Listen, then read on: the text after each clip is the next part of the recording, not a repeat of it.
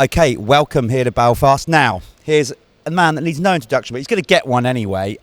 Gordon Crockard. Now, this is your hometown race. You've raced here before. In fact, I think we've had you coming down from the ceiling up here before, haven't we, if I remember rightly? Yeah. That's right. You're here to watch this time. Yes, of course. My professional competing days are long over. I had enough of it and got plenty out of it, and I was happy to be a rider in the series. You know, I was very, very fortunate actually that I was still competing whenever this race came to town. I was doing a bit of math when I was standing outside. It was actually 2001 was the first time, so you're looking at a good 17-year stretch there. And I think the last time I rode was 2015 in this arena, and I thoroughly enjoyed it. So I'll be here to watch, and I'm still a fan. I'm still an enthusiast in it, and I take a great interest in what goes on, and it's wonderful that all these riders are here in Belfast. See, Gordy, he's not helping. I feel about 110 now. We actually did, I think, our first GP together. God, that's a long way back. Anyway, let's not reminisce. Let's talk about the here and now. What else are you doing? Because you're still really involved in the sport, aren't you? Yes, absolutely I am. Perhaps... To explain, really, I work for Honda. I work for Honda Europe. I'm their off-road racing manager. So I handle all of the operations in the World Championship with the Honda riders and with the Honda teams.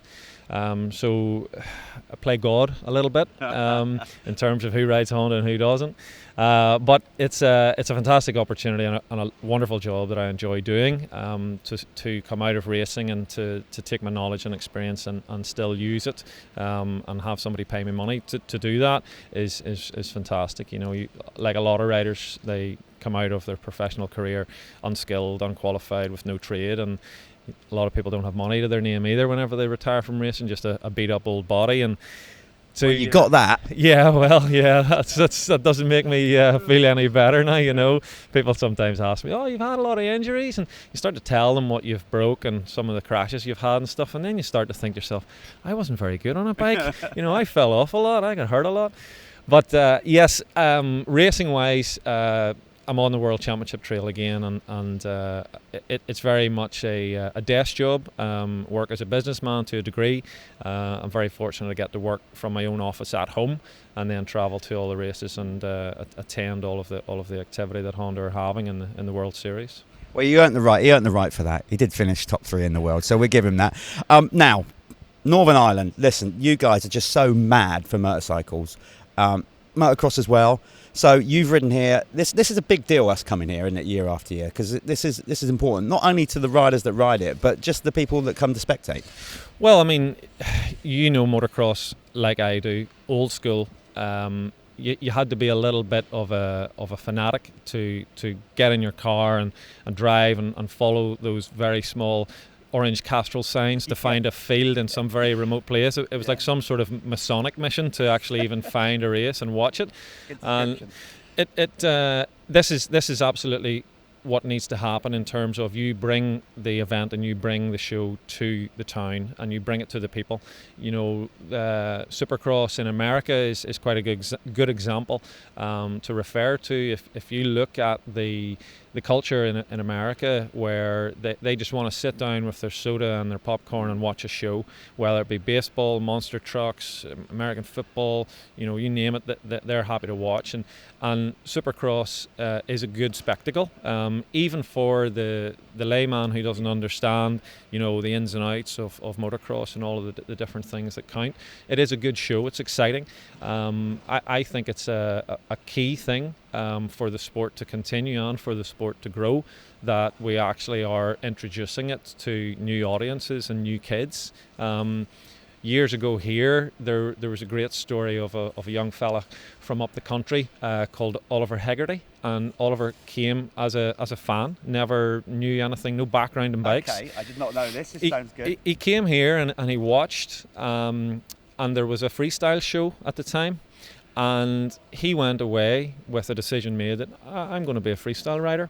And he came the following year and rode as a freestyle rider and did the jump and did tricks, and he was actually, Red Bull made a bit of a fuss about it and gave him a bit of sponsorship, and it was just fantastic, you know. So you had a kid that was just sat in the stands watching and went, wow, I want to do that. And the following year he was in the arena doing the freestyle jumps. So if you use that as an example, for anyone that wants to actually just take part in motocross and be a dirt bike rider, this shows how to do it in a controlled, safe way. So it's getting the bikes and kids off the housing estates and raking up and down the football pitches and around the streets on bikes. That they come here and they see everything very well controlled, with marshals, with first aid, with crash helmets, and mechanics looking after the bikes. It's done correctly. So I think it's a very good example to show the audience, and just to get motocross moving forward from where we are. There you go, see, you heard it firsthand. So all you kids, you can come and do it. I'm talking to kids and talented riders. Obviously, you came up through the system over here. Got to become like obviously a hero with it all. Current crop of riders. I know you're out going all travelling around the world, but there's a good crop of Irish kids and Northern Irish kids coming through as well, isn't there? Yes, there is. To predict and to, even with my position in Honda, to try and be a spotter and a scout and see the next generation of superstar coming through, that's very, very hard to do.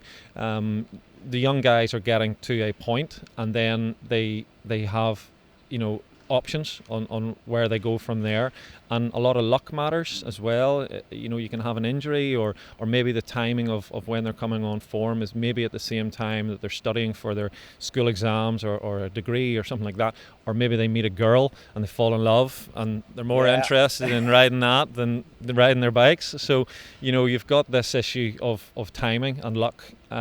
For the young riders that are coming through at the moment, I give them all the encouragement and all of the support to dream big and aim for the stars. And young riders who take part in this event, I think that's a fantastic part of their development to learn how to be one of the best riders in the world. So we're lucky that this race is on here, and the young kids that aren't even riding in the event, who are maybe sitting in the stands spectating, they'll be inspired. They could sit there and they could go, if I got a bit better, if I practiced a bit more, I could maybe do this event next year. So it's very good for our home riders here that we've got this opportunity. Well, it's good that you're here as well. As we said, Gordy, you've been here, done it all. Listen, kick back, enjoy the show the best you can. You can jump out with us anytime if you want. Saves me getting a sore throat. Nice to see you again, dude. Look after yourself. There you go.